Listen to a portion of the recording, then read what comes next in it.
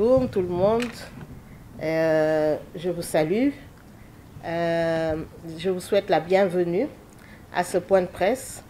C'est vraiment à une conversation, à un échange que je vous invite aujourd'hui.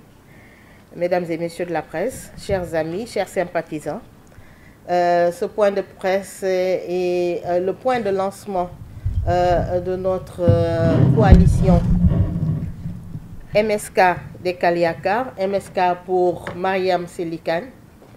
Tout d'abord, je dois me présenter et vous dire que je suis journaliste de profession. Je suis un pur produit de l'école sénégalaise. J'ai fait mes écoles primaires un peu partout au Sénégal parce que mon père étant fonctionnaire de administrateur civil et de l'administration territoriale, nous avons fait plusieurs régions. Donc les écoles primaires, ça a été un peu partout, Ziguinchor, Kaolack, Dakar. Ensuite, je suis allée au lycée à la maison d'éducation Mariama Ba de Gorée.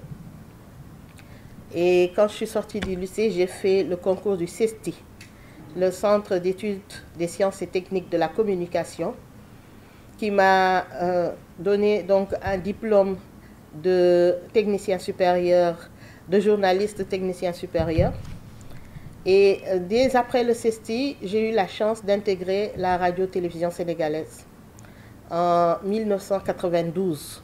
Mais en réalité, j'étais déjà à la radio-télévision sénégalaise dès 1990 parce que j'avais commencé à être stagiaire et pigiste à la télévision du Sénégal en 1990. Donc on peut dire que depuis 34 ans, je suis à la radio-télévision sénégalaise.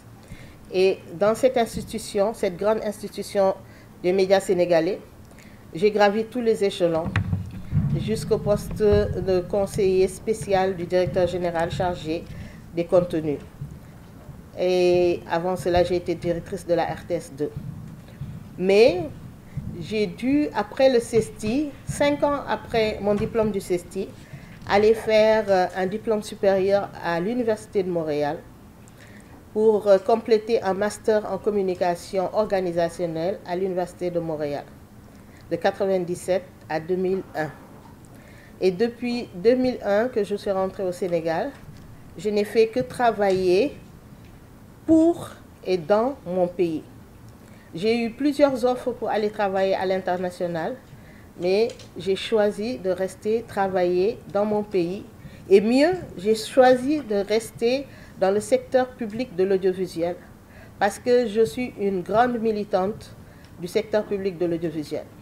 Je suis persuadée que dans le monde des médias, dans la panoplie d'offres qui existent, il y a de la place pour le service public, il y a de la place pour le service privé et il y a de la place aujourd'hui, bien sûr, pour tout ce qu'on appelle le digital. Donc ça, c'était un petit CV de moi pour que les gens me connaissent mieux. Je n'ai pas fait que ça dans la vie. Ça, c'est vraiment mon cursus scolaire, universitaire que je vous relate ici. Mais j'ai fait beaucoup de choses dans la vie. Vous vous imaginez qu'en 34 ans, j'ai dû faire beaucoup de choses. J'ai initié aussi beaucoup de projets. J'ai travaillé bien sûr pour la RTS, mais j'ai aussi initié des initiatives privées de production audiovisuelle, des journaux en ligne comme debosénégal.com, un journal physique qui s'appelait Émergence Plus, qui était un magazine d'information générale et d'économie, de pages économiques. Donc vraiment, j'ai eu à faire beaucoup de choses. Alors, donc, au bout de ces 34 ans, aujourd'hui, j'ai décidé de m'engager en politique. Je suis sûre que la première question sera « Pourquoi maintenant et pourquoi vous ?» J'ai mûrement réfléchi. J'ai des appuis très solides que les gens vont découvrir bientôt. Je suis aussi très bien entourée par d'imminentes personnalités du Sénégal et des personnalités qui sont à travers le monde. Des experts, des anciens sous-préfets, administrateurs civils. Ça, c'est la formation des collègues de mon père qui ont fait ce Sénégal.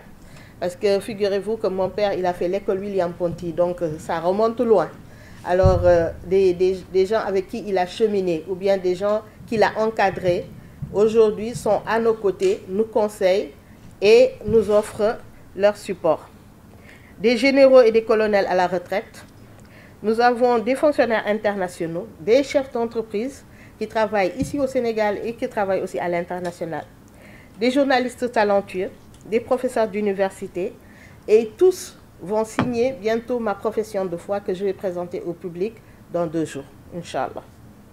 Alors pourquoi je me suis engagée? Parce qu'aujourd'hui, nous sommes dans un Sénégal où nous risquons d'assister à une aspérité des forces politiques traditionnelles. Aspérité, ça veut dire que nous allons vers un clash entre les forces politiques traditionnelles au Sénégal. Vous êtes des journalistes, je n'ai pas besoin de trop m'appesantir là-dessus. Vous voyez ce qui se passe aujourd'hui dans notre microcosme politique.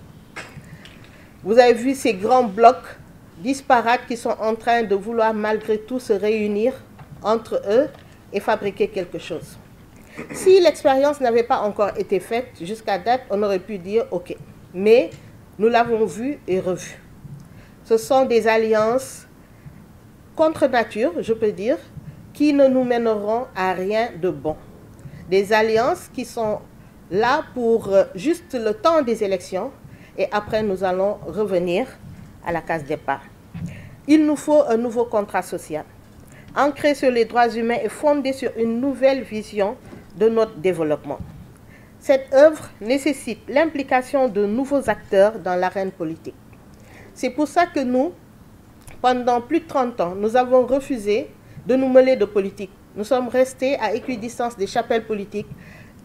Premièrement, parce que nous pensions que notre profession ne nous permettait pas de nous mêler de ces choses politiques, parce que nous devions être un peu objectifs, donc faire en sorte de ne pas avoir de parti pris. Mais aussi, nous reconnaissons aujourd'hui que nous avons été attentistes, comme beaucoup de Sénégalais. Nous faisions partie de cette masse silencieuse qui se disait, il y a des politiciens professionnels qui sont là, ils vont faire l'affaire, peut-être que cette équipe ne va pas, l'autre qui viendra, ça ira mieux. Mais malheureusement, nous constatons aujourd'hui que ça ne va pas mieux.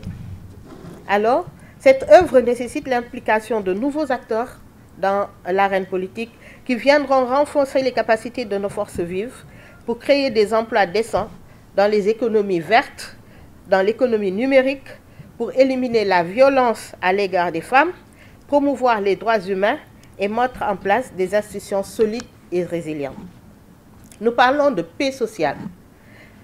La paix sociale, nous y tenons, elle est notre vraie identité sénégalaise, parce qu'on parle de Sénégal, pays de paix, pays de la Teranga.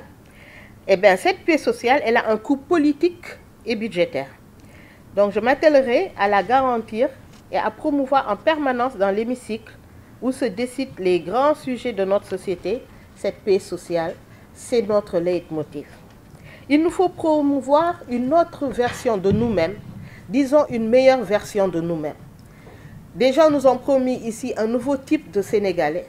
Nous avons vu ce que ça a donné. Moi, je parle d'une meilleure version du Sénégalais. Partout, les Sénégalais sont reconnus comme des gens d'ouverture, de paix, de stabilité, de concorde. Dans un monde en turbulence, je m'engage à réunir nos forces vives donc pour promouvoir les assises de la protection sociale à mes futurs collègues parlementaires. Nous avons connu ici les assises de la justice. Moi, j'aurais tout de suite fait suivre les assises de la protection civile et sociale, ou bien alors les assises de la jeunesse, ou bien alors les assises de l'économie solidaire et sociale.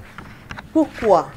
Parce que la justice, elle est faite bien sûr pour régler quelques cas.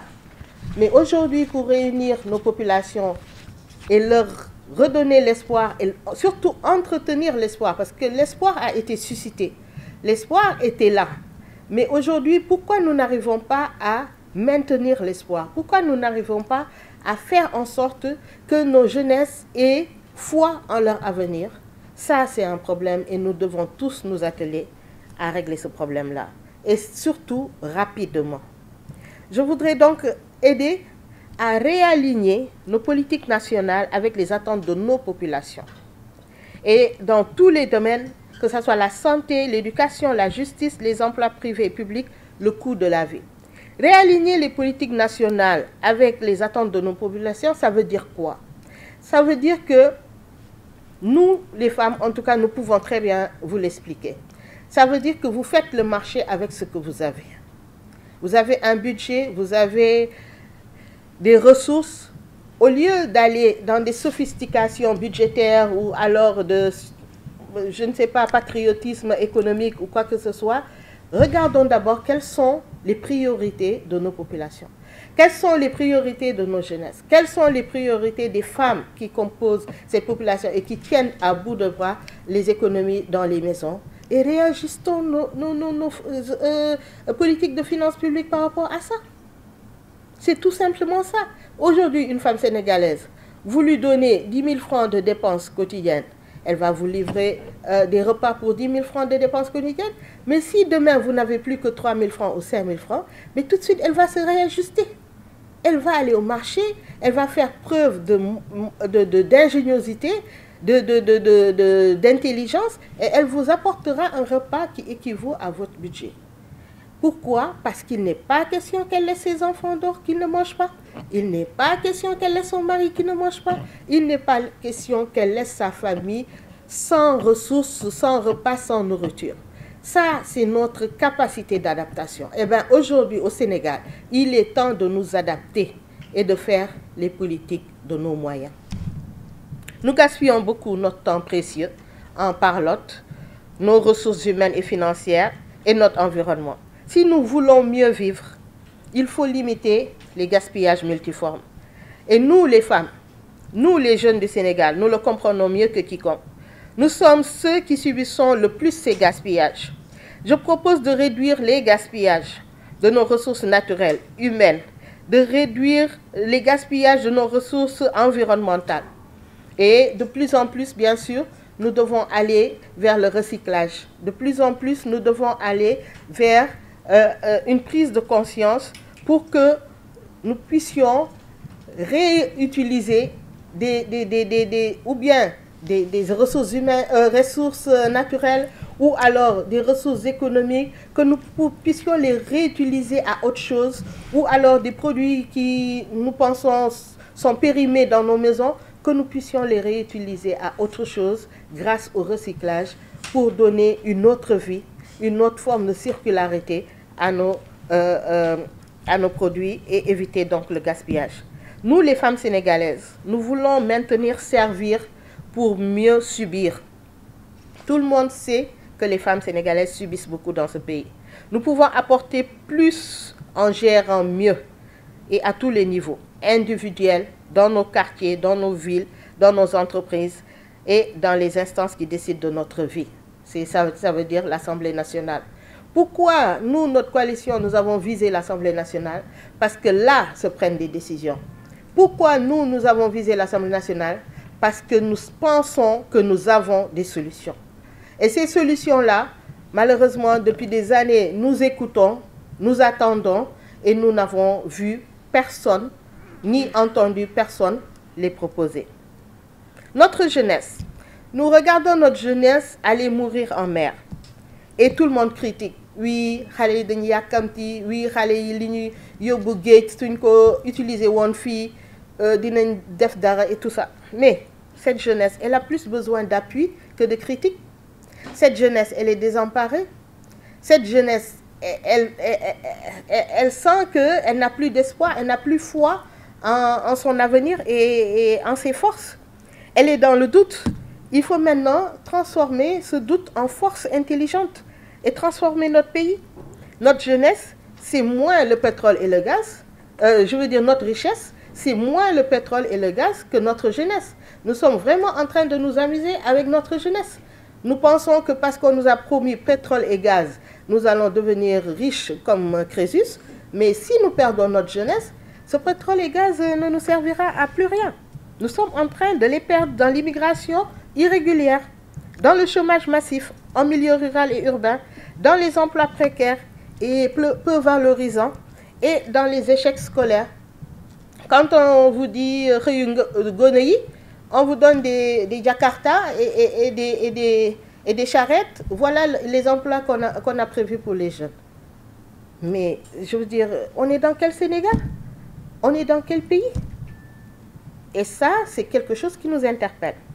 Personnellement, je vais m'appuyer sur le savoir-faire de notre peuple pour proposer au nouveau Parlement une nouvelle vision des programmes et des projets innovants qui vont s'appuyer sur une nouvelle circularité du développement socio-économique de notre pays. Ça veut dire quoi? Ça veut dire qu'il faut plus d'autonomie individuelle et collective. Nous ne devons pas tout essayer de faire parce que nous ne pouvons pas tout faire. Nous devons nous faire des priorités. 1, 2, 3 et nous atteler à ça. Si nous arrivons à nos objectifs, nous passons à d'autres priorités. Mais vouloir tout embrasser en même temps, ça ne marche pas. Alors, bien sûr, pourquoi on en arrive à ce résultat, à ce constat? C'est parce que pendant longtemps, nous avons été témoins. Pendant longtemps, nous avons regardé. Pendant longtemps, nous avons suivi. Et aujourd'hui, nous sommes arrivés à ce constat. Et cela a souvent manqué à notre pays où beaucoup ont fait sans une stratégie claire, basée sur ce que nous voulons réellement faire.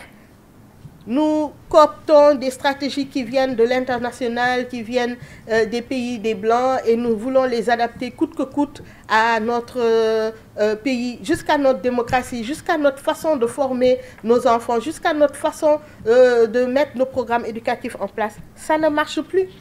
Eh bien, quand quelque chose ne marche plus, on s'arrête, on évalue, on tire des conclusions et on trouve une nouvelle voie. C'est ça que nous voulons proposer. Ce sont ces vérités-là que nous nous proposons d'aller dire au Parlement si on vote pour notre coalition. L'exemple des emplois agricoles, c'est très patent. Tous les gouvernements qui sont passés ces dernières années ont voulu absolument mettre en place des plans agricoles parce que tout le monde leur a dit c'est retour à la terre, et surtout que les jeunes retournent à la terre. On a eu le plan Goana de Maître Wade. On a eu les DAC, les domaines agricoles communautaires du gouvernement Macky Sall. Maintenant, on nous parle des coopératives agricoles. D'ailleurs, moi, les coopératives agricoles, ça me rappelle le temps du président Senghor. Donc, je peux dire que c'est un retour en arrière parce que c'est au temps du président Senghor qu'on avait des coopératives agricoles. Mais tous ces plans sont voués à l'échec. Mais pourquoi? Parce que les jeunes, d'accord, on veut les ramener à la terre, on leur propose de retourner à la terre, mais on ne leur met pas en place des conditions pour qu'ils fassent l'agriculture, qu'ils en fassent un travail décent et un travail rémunérateur. L'agriculture, oui, qu'est-ce qu'on a proposé lors des DAC? Venez travailler la terre, si vous faites une bonne campagne, vous gagnez de l'argent, vous mettez dans vos poches. Les jeunes quittent leur job de marchand ambulant à Dakar, ils retournent à la terre, ils n'ont pas où habiter, ils n'ont pas de quoi manger, ils n'ont même pas un petit fixe de salaire qui leur permet de donner à leurs parents, d'avoir leurs petits besoins et tout ça. Si malheureusement ils font une mauvaise campagne agricole, qu'est-ce qu'ils vont gagner? Rien du tout. Si vous faites une mauvaise campagne, vous ne gagnez rien, donc vous ne mettez rien dans votre poche. Aujourd'hui, les jeunes, si nous voulons, et ça, c'est une solution, le retour à la terre. Je ne dis pas que ça n'est pas bon, c'est excellent, mais les mesures d'accompagnement doivent être là. Si nous voulons que ces DAC réussissent, que ces coopératives agricoles réussissent, nous devons absolument faire en sorte que les jeunes aient où loger quand ils sont dans les domaines agricoles, qu'ils aient un petit fixe qu'ils peuvent mettre dans leur poche, qu'ils soient encadrés par des professionnels de l'agriculture et surtout qu'on mette à la terre, ça le gouvernement sait très bien le faire, mettre à leur disposition la terre, les semences, l'eau, tout ça là. Mais la motivation, parce que quand ils viennent à Dakar vendre des pochettes de téléphone et tout ça, ils engrangent du cash, ils ont un petit cash qu'ils mettent dans leur poche et qu'ils peuvent renvoyer à leurs parents au village. Mais si vous les faites travailler au village, vous ne leur donnez rien du tout. Vous ne leur permettez pas de dormir dans des lieux décents, vous ne leur donnez pas à manger matin, midi, soir, mais ils ne peuvent pas travailler, ils ne sont pas motivés. Ils vont vous faire une campagne, après ils vont fuir. Ils ne resteront pas sur place. Et aujourd'hui, on les voit prendre les pirogues, aller en Espagne. Si, quand bien même ils arrivent sains et saufs, mais c'est exactement ça qu'ils font. Ils vont dans les champs des Espagnols faire des vidanges. Sauf que là-bas, vous êtes logés, vous êtes nourris et vous avez un petit cash. Et les campagnes agricoles sont réussies. L'agriculteur, il s'en met plein les poches, mais vous aussi, vous avez au moins un petit quelque chose. Les modèles sont là. Les modèles sont là. À nous de les adapter à nos pays et à notre jeunesse. Il faut qu'on veille du bien à notre jeunesse. Donc le modèle socio-économique sénégalais est en panne. C'est ça que nous voulons dire. Et depuis trop longtemps. Cela vient de l'usure de la classe politique qui est devenue peu imaginative et trop politicienne. Et aujourd'hui, quand je vois ces grands blocs qui se réunissent encore une fois pour aller à l'assaut des législatives, je me dis voilà, ça recommence. C'est la même classe politique qui est là, politicienne, qui ont fait de la politique leur métier. Ni l'État, ni les marchés qui nous fournissent des biens et des services essentiels, ni les familles, ni même les entreprises n'arrivent plus à nous satisfaire. Même nos besoins dits essentiels n'arrivent plus à être couverts et nous permettre de vivre décemment. Donc nous allons venir proposer une nouvelle vision basée sur notre expérience d'observateur, comme j'ai dit tout à l'heure, attentif à notre société. On connaît très bien la société sénégalaise pour avoir fréquenté beaucoup de citoyens à tous les niveaux. Notre pays souffre de graves déséquilibres. Ces déséquilibres, tout le monde les a constatés. D'ailleurs, des programmes d'équité territoriale ont été réalisés dans ce pays.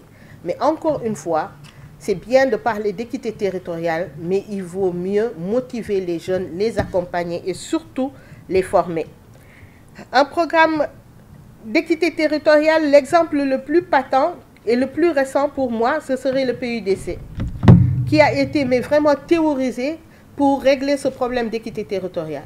Qu'il y ait dans les gorgohan, comme on dit, dans les localités, ce qu'il y a à Dakar, des bonnes routes, des puits, l'accès à l'eau, l'accès à l'électricité. Ça a été une réussite. Mais qu'est-ce que l'État a fait? L'État s'est complètement défaussé sur le PUDC. Il n'y en avait que pour le PUDC. Et à côté du PUDC, qu'est-ce qui se passe? Rien du tout. Ils n'ont rien fait d'autre. Tant qu'on faisait le PUDC, on pensait qu'on n'avait plus rien à faire en termes d'équité territoriale, ce qui n'est pas vrai, parce qu'il y a les services, parce qu'il y a l'emploi des jeunes. Vous leur apportez l'eau, l'électricité, les bonnes routes, ok, mais après, la formation, l'éducation, l'accès à la santé, tout ça, les gens sont restés en attente. Et quand on sait que nos gouvernements sont plus intéressés par des effets d'annonce, par des slogans, oui, on réussit le PUDC et après, basta. Le PUDC a fait ce qu'il pouvait faire. Mais, cependant, on ne peut pas se développer qu'en éliminant, on ne peut se développer qu'en éliminant les déséquilibres qui sont nombreux dans notre corpus sociétal. Et les Sénégalais ne doivent pas tout attendre aussi de l'État, qui ne peut pas tout faire. Donc, il faut vraiment réaligner nos moyens et actions pour satisfaire nos aspirations collectives et individuelles. Ensuite, un autre point qui nous interpelle beaucoup, c'est notre secteur privé, de l'entreprise privée sénégalaise. Notre secteur privé est à l'agonie. Trop de fiscalité tue la fiscalité, ce n'est pas moi qui l'ai dit.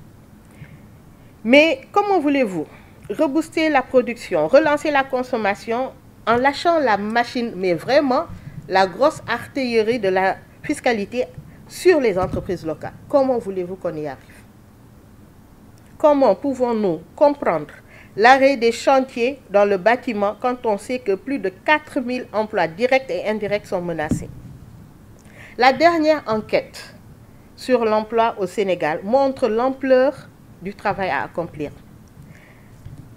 Le taux d'inactivité est au plus bas depuis au moins 10 trimestres. Bon, 10 trimestres, on ne peut pas dire que c'est récent, mais on est à 57,6%. Ça veut dire le taux d'inactivité.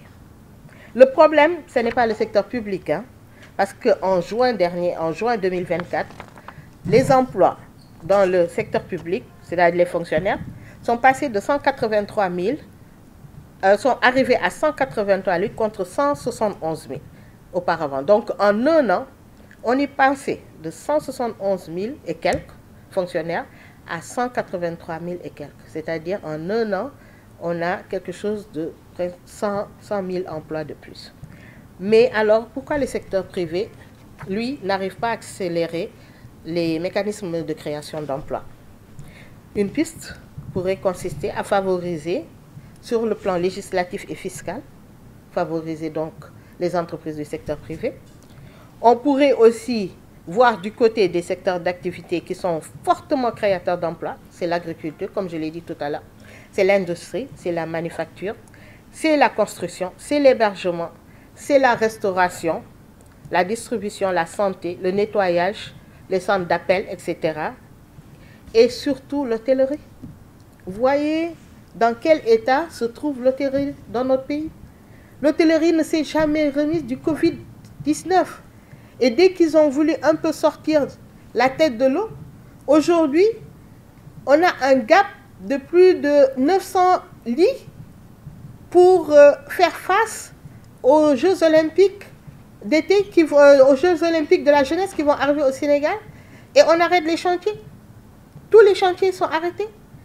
Les sites, les réceptifs, tout est arrêté pour pouvoir faire, soi-disant, des enquêtes. Mais pourquoi arrêter et mettre en péril 4000 emplois alors qu'on peut faire des enquêtes sans arrêter les chantiers? On peut le faire discrètement.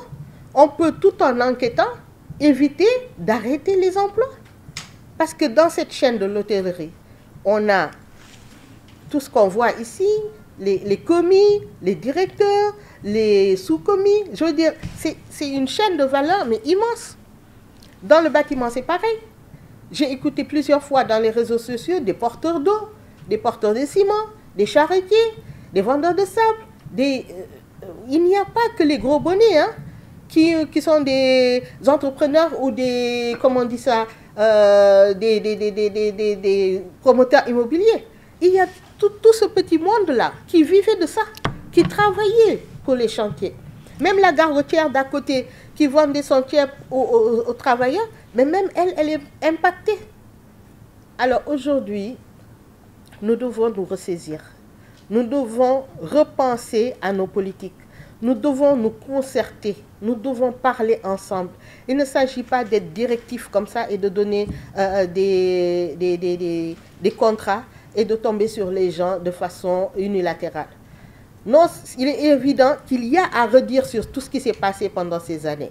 Mais aussi, moi, naïvement, j'ai vraiment pensé qu'entre ce qui s'est passé il y a un an et ce qui se passe aujourd'hui, il y avait de la matière à faire de la transition.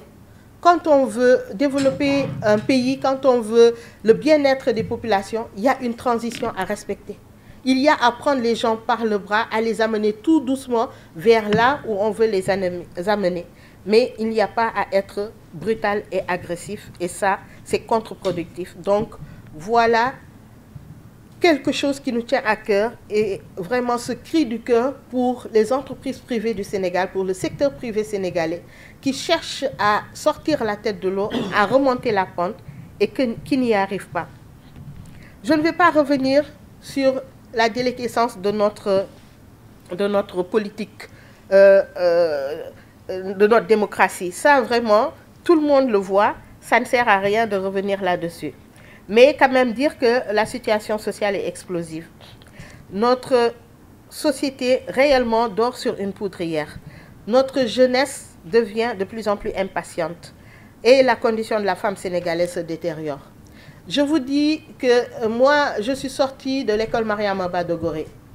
Je suis sortie de la promotion 1988. 1988, ça en fait des années. Hein? Alors, figurez-vous que nous n'étions pas à la première promotion de l'école Mariama Ba de Gorée. Nous étions la 7e ou la 8e promotion. Combien de cohortes de promotion de femmes bien formées et sont sorties de cette école avec des prix de concours général, avec des accessistes de concours général, avec des bourses du Collège de Monde Uni, avec des entrées directes aux grandes écoles françaises, aux grandes écoles américaines, aux grandes écoles du Collège du Monde Uni. Des femmes qui ont été très bien formées et on en fait quoi? Est-ce que vous connaissez, vous, une directrice, un ministre ou, je ne sais pas, moi, un président, un vice-président qui serait sorti de cette école? Moi qui suis un produit de cette école, je n'en connais pas. Alors on forme d'année en année des femmes bien formées, bien faites et tout, et on n'en fait rien. Ça, c'est l'exemple patent de l'école sénégalaise.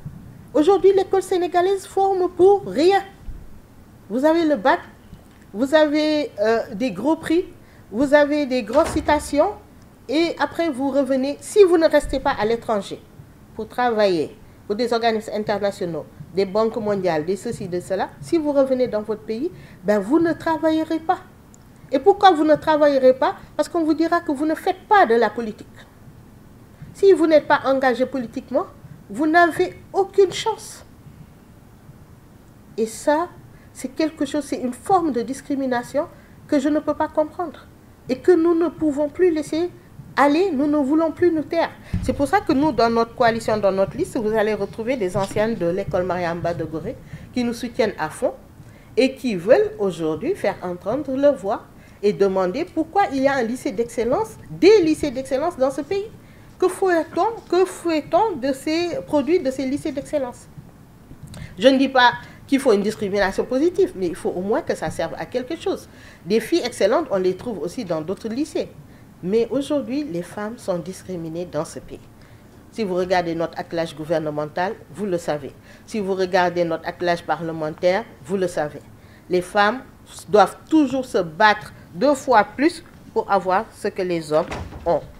Donc, voilà, nous, notre leitmotiv. Faire en sorte que les femmes souffrent moins. Le pays souffre depuis trop longtemps du non-choix. Et aujourd'hui, la responsabilité du choix ne se délègue pas. Elle s'assume. Nous avons décidé d'assumer notre choix. Pendant longtemps, nous avons délégué notre destin, nos choix de vie à des parlementaires, à des politiciens qui n'en ont rien fait. Donc aujourd'hui, notre pays ne mérite pas cette inertie. Il nous faut changer. Le prochain point sur lequel nous voulons revenir rapidement, c'est la situation de la presse en ce moment. Moi, je suis un pur produit de la presse sénégalaise. Et la situation, elle est morose. La presse sénégalaise, elle subit actuellement une pression sans nom. Surtout une pression fiscale et une pression politique aussi. Il faut le dire, osez le dire. Savez-vous que la presse sénégalaise date de la période coloniale, avec plusieurs journaux que le gouverneur Faidherbe avait créé lui-même, et aussi d'autres gouverneurs qui sont venus après lui. Il faut lire Roger Pasquier. Les débuts de la presse sénégalaise, c'était écrit déjà en 1962, et c'était dans les cahiers d'études africaines. Mais il ne faut pas tuer ce qui date d'aussi longtemps. Toutes les autres presses africaines sont parties de la presse sénégalaise. Et aujourd'hui, on nous présente la presse sénégalaise comme si c'était un commerce de pain, ou bien de chaussures, ou bien de... Il faut travailler, gagner de l'argent, rembourser, payer des impôts.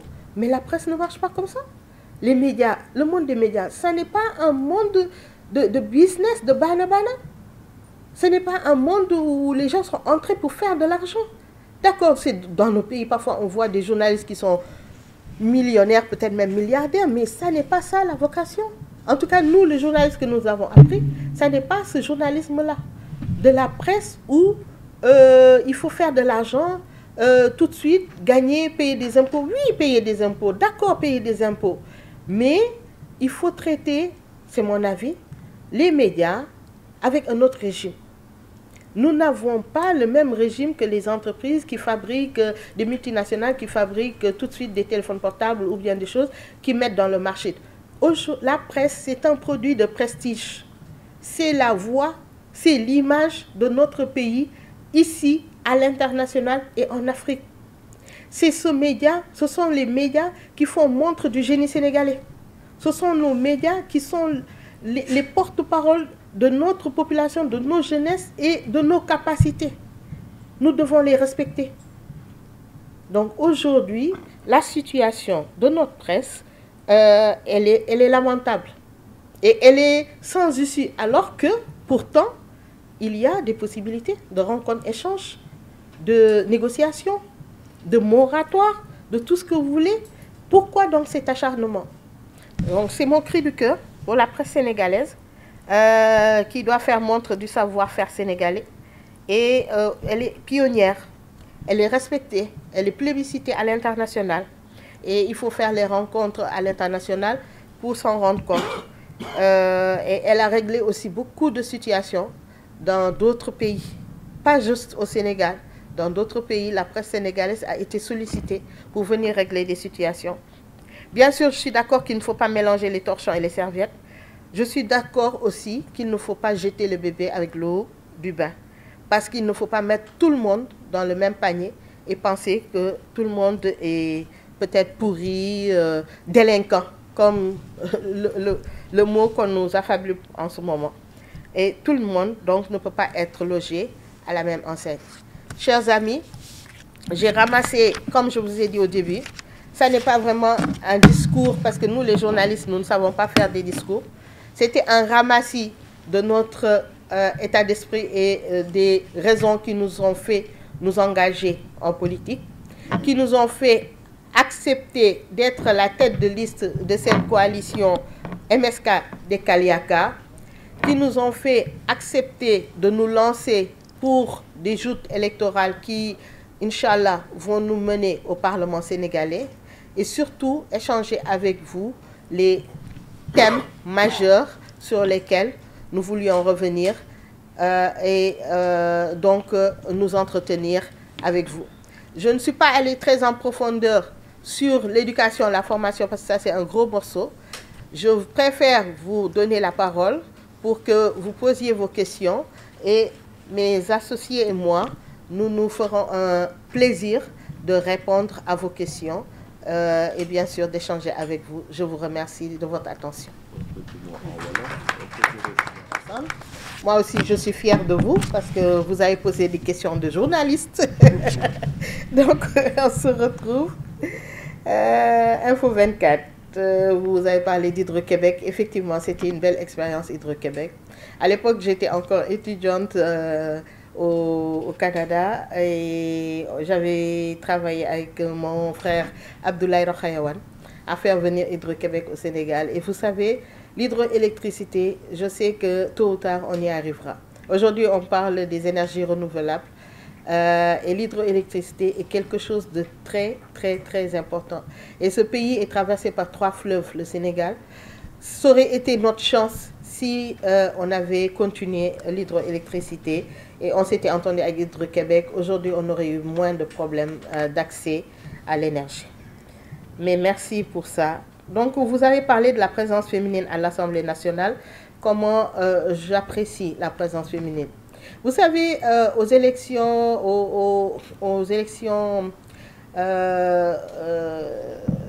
législatives au Sénégal, il y a la parité qui joue, qui fait que les femmes sont assez présentes quand même au niveau de l'hémicycle. Personne ne peut en douter.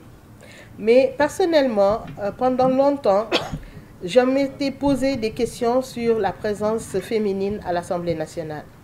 Parce qu'effectivement, la dynamique étant ce qu'elle est, les femmes y arrivent étant dans des listes de grands groupes de partis politiques. Et après, elles sont à la solde de leur groupe parlementaire. Et quand je me rappelle, quand on avait fait des séances de formation avec le caucus des femmes leaders, une des choses que les femmes dénonçaient le plus, c'était que leurs représentantes à l'Assemblée nationale ne proposaient pas assez de projets de loi ou assez de réformes allant dans le sens de la promotion des femmes. Pourquoi? Parce qu'elles étaient obligées de s'aligner derrière leur groupe parlementaire et aussi derrière leur leader. Vous avez vu tous à l'Assemblée nationale des femmes dire « Man, député diou la, diou mo me fi andi, ñun député diou la ñu ». Alors, normalement, quand on devient député du peuple. Qui plus est, quand on est une femme, on doit être une députée des femmes. On doit mettre en avant la cause des femmes. Parce qu'aujourd'hui, comme je vous ai dit, les femmes souffrent beaucoup dans notre pays. Est-ce que vous savez qu'ici à Dakar, vous verrez des femmes qui sont bien habillées, qui sont bien maquillées, mais qui sont instables mentalement. Elles sont là, en plein dans la rue, qui marchent, qui vaquent à leurs occupations. Vous pensez qu'elles sont stables, mais il y a énormément de stress sur les femmes au Sénégal. Il y a énormément de pression sociale de par les ménages. Il y a énormément de violence, de harcèlement sur les femmes. Même quand elles sont dans les milieux, dans les bureaux, elles tiennent, mais en réalité, il n'y a pas de mesures d'accompagnement, il n'y a pas d'outils, un cadrage qui fait que les femmes sont stables mentalement. Je suis sûre que, ne serait-ce que si on arrivait à mettre en place une sorte de sécurité médicale pour la santé psychique des femmes dans notre pays, ce serait quelque chose de bénéfique dans notre pays. Quelque chose comme ça, ça n'a jamais été proposé à l'Assemblée nationale, pourtant c'est un besoin. Dans nos entreprises, nous savons que les gens sont en détresse, nous le voyons. C'est le stress, c'est la pression à mort, les jours de bouclage, les jours de tournage, les trucs. Et ça, les femmes, parfois, voilà. Donc, aujourd'hui, la présence féminine à l'Assemblée nationale, elle est là en nombre, c'est vrai. Mais est-ce qu'elle est là en qualité? Bon, j'en doute. Et c'est ça mon appréciation. Et c'est pour ça que nous appelons à du nouveau personnel à l'Assemblée nationale. Des gens nouveaux. Des gens qui sont comme nous sur une ligne indépendante. Et ça me permet de répondre à la question de mon confrère du Soleil, Souleymane Wade, qui dit majorité à l'Assemblée nationale, le pouvoir public aujourd'hui a demandé d'avoir une majorité. Comment comptez-vous travailler avec eux? Est-ce que vous, une fois à l'Assemblée, vous serez avec eux ou bien vous serez non alignés? Nous, aujourd'hui, notre liste, elle est indépendante, elle prend la voie du centre. Notre liste aujourd'hui, elle veut, je vous ai écrit ici, être la balance. Je l'ai fait exprès parce que moi, comme j'ai étudié au Canada, j'ai un peu parfois des expressions québécoises. Être la balance, c'est le thème de l'équilibre. Nous voulons aller en équilibre à l'Assemblée nationale. Nous savons très bien, nous ne sommes pas naïfs parce que nous sommes une jeune coalition, nous venons de naître. Nous n'avons pas les chances de ces grands blocs, moi je les appelle les mammouths, qui sont en train de se dessiner. Mais si Dieu nous aide et que nous arrivons à nos objectifs, nous arrivons à un truc, nous voulons nous mettre sur la ligne du milieu. S'ils ont raison, nous irons avec eux sur ce qui est bénéfique pour la nation et pour la population. S'ils n'ont pas raison, nous irons contre eux sur ce que nous pensons peut être amélioré. Et nous pensons fortement, fortement que la Chambre du Parlement, l'Assemblée nationale, c'est justement le lieu idéal pour réconcilier les deux blocs. Alors, quelles sont nos chances? Ben, nos chances sont réelles. Vous savez, je ne vous ai pas tout dit, hein, nous sommes une grande famille. nous sommes partout. Au Sénégal, au Fouta, nous sommes partout dans le Mbour, nous sommes partout à Ziguinchor, dans le sud du pays. Moi-même, je suis née à Tambacounda, nous sommes partout au Sénégal. Hein. Quelles sont nos chances? Nos chances sont réelles. Et il n'y a pas que la famille, il y a aussi tous ces Sénégalais qui se sont tués pendant longtemps. Tous ces jeunes, toutes ces femmes qui sont là, qui pendant longtemps ont dit « Ah, man politique du sama affaire, man politique vraiment, xaw ma ci dara, ah, man politique du ma ci dugg ». Mais boo ci duggul, ñi ci dugg ñëw yilif la, ba pare ñi ci dugg ñëw décider de ta vie. Et bu fekkee dañu doon yóbbu fu baax, xayrun. Mais aujourd'hui, qu'est-ce qu'on voit? Il y a mieux, on peut faire mieux. Et comment faire mieux? C'est d'abord commencer par s'exprimer. Donc, refuser d'être spectateur, devenir acteur. Voilà ce qu'on dit.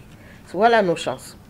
Fustiger l'arme fiscale et fustiger les coopératives, oui, mais ce n'est qu'un constat, monsieur. Nous ne fustigeons pas. Nous disons qu'on peut faire mieux. Et ces coopératives, encore une fois, ils ne sont pas les premiers à les avoir inventées. Aujourd'hui, c'est une proposition que M. Mabouba Diam, notre ministre de l'Agriculture, met sur la table, mais on peut faire mieux. Et moi, je lui donne des idées. Nous lui donnons des idées. Ok, les coopératives agricoles, mais mettez les mesures d'accompagnement. Essayons ça pour voir. Parce que si on a fait comme ça pendant X années, à un moment donné, on s'arrête, on évalue. suivi, évaluation. On regarde ce qu'on a fait. Est-ce que c'est bon? On continue. Ce n'est pas bon, on change. Ou bien on améliore. C'est tout ce que je dis. Hein. Je ne dis pas que... Mais sur la fiscalité, ça c'est réel aussi.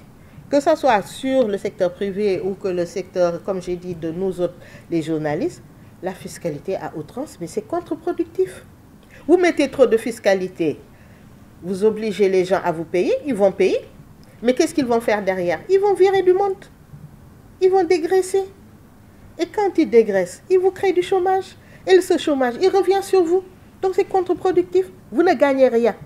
Vous récupérez peut-être du cash, de l'argent que vous allez mettre dans vos caisses. Et les caisses, on va en parler. Hein, parce que l'unicité de caisse dans ce pays, c'est un problème. Hein. Le guichet unique, c'est un problème.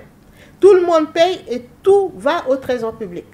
Mais que fait le trésor public de nos sous? Aujourd'hui, on vous dit les grands projets de développement, macroéconomie, patati patata. Moi, j'habite à Cité Keur Gorgui. Tous les jours, je passe sur des routes qui sont cabossées, qui sont sales, des fosses qui sont ouvertes et tout ça. Mon cadre de vie est exécrable. Et quand je pose des questions, on me dit ce sont les collectivités locales qui doivent faire les routes. Mais pourquoi les impôts ne restent pas aux collectivités locales? Pourquoi tout va au trésor public? Est-ce que le trésor public retourne aux collectivités locales? Quand est-ce que le trésor public retourne aux collectivités locales? Ils le font quand ils le veulent. Ils le font selon leurs orientations politiques. Ils le font s'ils sont d'accord avec le maire ou s'ils ne sont pas d'accord avec le maire. Tout le monde sait ce qui se passe au Sénégal. Et ce n'est pas juste l'affaire de ce gouvernement, c'est l'affaire de tous ces gouvernements qui sont passés jusqu'à présent. Aujourd'hui, nous devrons tous militer pour que les impôts locaux restent dans les collectivités locales. Comme ça, nous pouvons monitorer nos maires, nous pouvons leur dire, nous voulons ça, nous voulons ça, nous voulons des écoles décentes pour nos enfants, nous voulons des routes bien faites, nous voulons un cadre de vie décent, nous voulons des jardins, nous voulons. Là, nous sommes d'accord pour payer des impôts.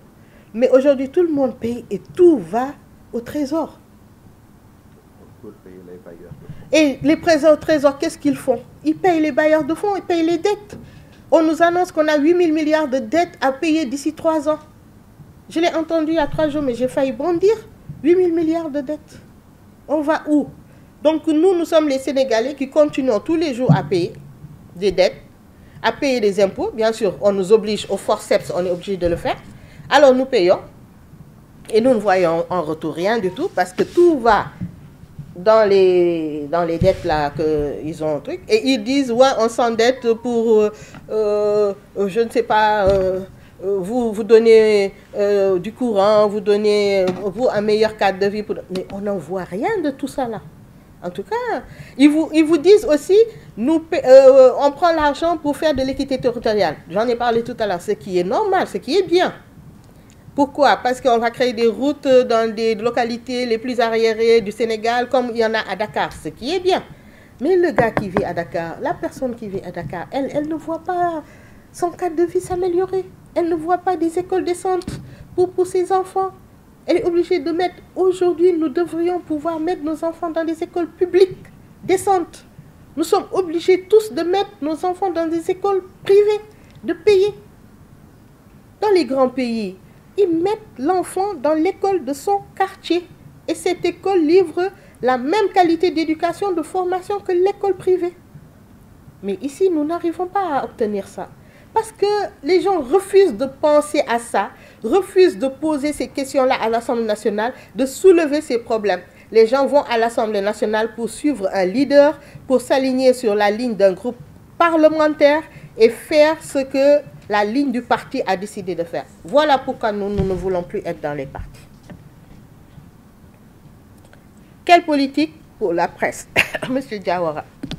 Non, Diawara, quelle politique pour la presse? Vous.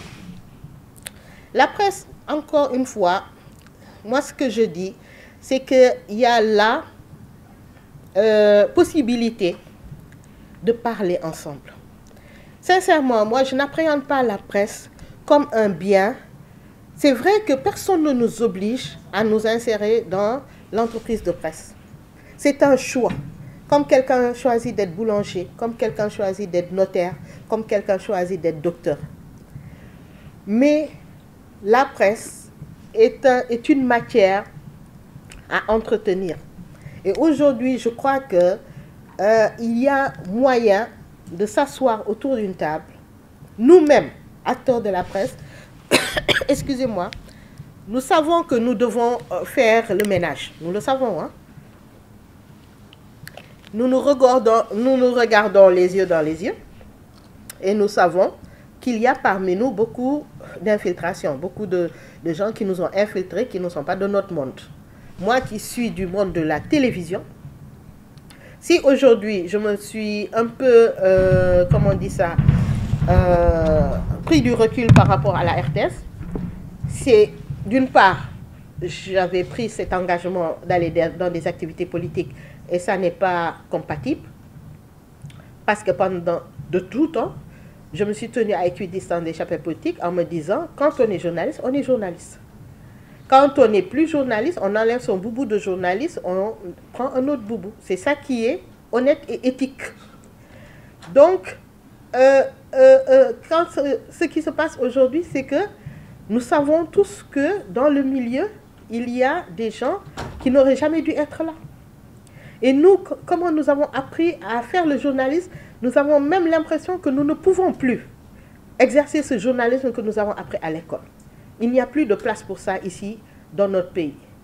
Alors, quoi faire? S'asseoir, travailler, s'expliquer, waxtaan, comme on le dit en Wolof, faire en sorte que les gens qui nous ont infiltrés sortent d'abord de notre milieu. Ensuite, discuter avec les pouvoirs publics. Nous allons payer. Ça, il n'y a pas de problème. Les impôts, ça se paye dans un pays et nous allons payer. Si jusqu'à date, personne ne payait, c'est que personne ne payait. Et les plus riches, à commencer par les plus riches, nous les voyons ici. Nous, l'avantage d'être journaliste, c'est qu'on est observateur et témoin. Nous les avons, nous les connaissons.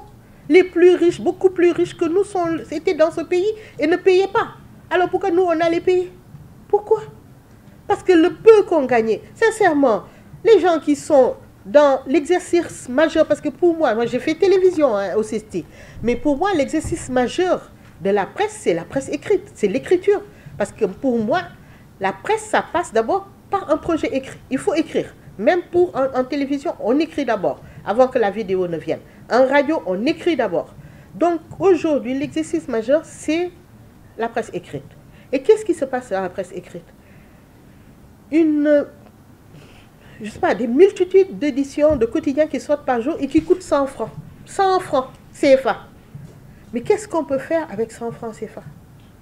Vous vendez je sais pas, vous vendez votre journal à 100 francs et on vous dit, vous faites de l'argent, il faut payer des impôts, il faut ceci, il faut cela. D'accord, si vous prenez tout ce que vous engrangez avec vos petits 100 francs là, vous payez les impôts. Après, vos pigistes, vos journalistes, vos trucs, vous leur donnez quoi? Ils vont manger quoi? Ils travaillent, ils écrivent, ils vont faire des investigations. Pourquoi?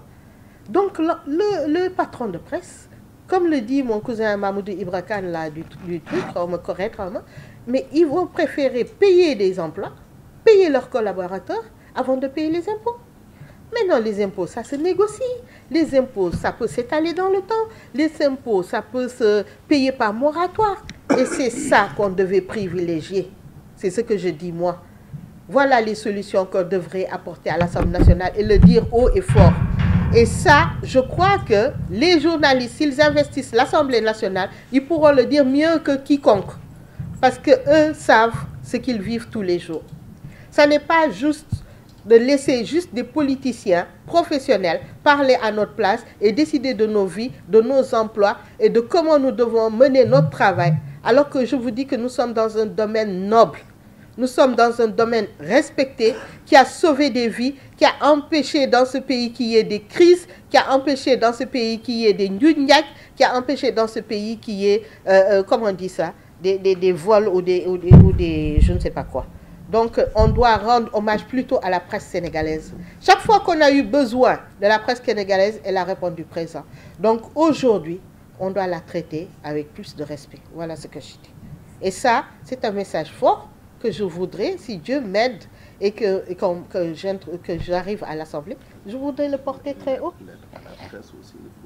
L'aide à la presse, bien sûr. Ce sont des miettes. Tout le monde le voit. Et même ces miettes-là, comment on les distribue? Sincèrement, bon, c'est un linge sale qu'on se doit de laver en famille, mais tout le monde voit ce qui se passe dans ce pays. Qu'on fasse attention, parce que la presse sénégalaise, je vous ai dit, elle a existé pendant l'État colonial, avant nos indépendances, et elle a été pionnière en Afrique. Voilà. Sénéweb, Adama, vous demandez qu'on parle de l'éducation. Alors moi, ma position sur l'éducation, c'est que, comme je suis vraiment une adepte du suivi-évaluation, mon neveu m'a dit l'autre jour, est-ce que tu sais que le manuel sur lequel mes enfants étudient est le même manuel sur lequel moi j'ai étudié, et le même manuel sur lequel maman a étudié, et le même manuel sûrement sur lequel grand-père a étudié. Parce qu'ici au Sénégal, écoutez, regardez les curricula, regardez nos écoles primaires, ce sont toujours les mêmes manuels qui nous venaient de l'école occidentale française. C'est les Binta et je ne sais pas quoi, Mamadou et Binta, les cahiers de calcul c'est pareil, les cahiers de trucs c'est pareil. Hein? Ami et Rémi. Le chapeau du Messie. Oui, la guerre du Japon. Je veux dire, tous ceux qui ont fait seconde, première, terminale, c'est pareil. C'est la guerre du Japon, c'est la guerre de Corée, c'est la Révolution française. Ce sont les mêmes, on nous apprend, depuis mes pères à moi, mon père, il a fait l'école William Ponty, hein, je vous l'avais déjà dit. Donc, depuis eux, on nous apprend toujours les mêmes choses. Et on nous dit réforme de l'école sénégalaise. On nous parle de réforme de l'école sénégalaise. Alors, sincèrement, ma soeur, moi, ce que je dis, c'est qu'aujourd'hui, si votre enfant fait de 6e d'arrêt à 3e, BFM, il sait lire, il sait écrire, il sait parler français, il sait parler anglais, il sait parler espagnol, si c'est ça qui l'intéresse. Maintenant, à partir de 3e, BFM, il nous faut des lycées professionnels. Moi, voilà ce que je dis. Et voilà ce que je vais défendre, si jamais on m'en donne la chance, et on en donne la chance à notre liste. Nous voulons des lycées professionnels. Nous voulons maintenant qu'on forme pour que des gens soient utiles. Moi, je vous ai dit, j'ai juste pris l'exemple du lycée Mariam Ba de Gorée, qui est un lycée d'excellence, où nous avons sorti plus de 600 jeunes femmes. Aujourd'hui, il y en a qui travaillent à la NASA, mais elles ne travaillent pas pour le Sénégal. Elles ont été formées ici. Elles ont eu des bourses ici. Et vous savez, comment on dit ça, la forme de cooptation pour l'école Mariam Ba de Gorée. Moi, j'y suis allée au moment où c'était les filles de l'école de l'Ordre national du Lion. C'était discriminatoire. Il fallait que votre père ou votre mère ait la médaille de l'Ordre national du Lion.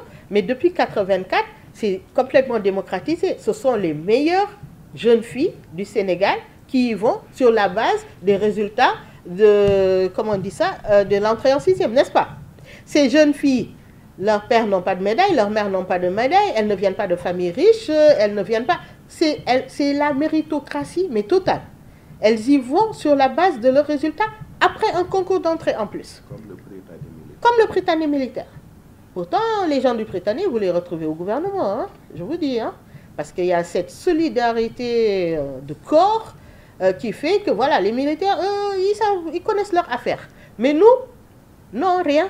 Parce qu'on nous dit, vous ne faites pas de la politique, vous ne savez pas vous vendre, nanana, on ne vous voit pas assez et tout. Alors que ces filles, elles viennent d'origine modeste, elles ont eu la chance par leur mérite d'arriver à Mariam Ba, elles sortent de là-bas 100% au bac, 100% au BFM tous les ans, elles sortent avec des grosses moyennes et tout de suite, ce sont les écoles prépa, c'est le Collège du Monde Uni, c'est les grandes écoles françaises.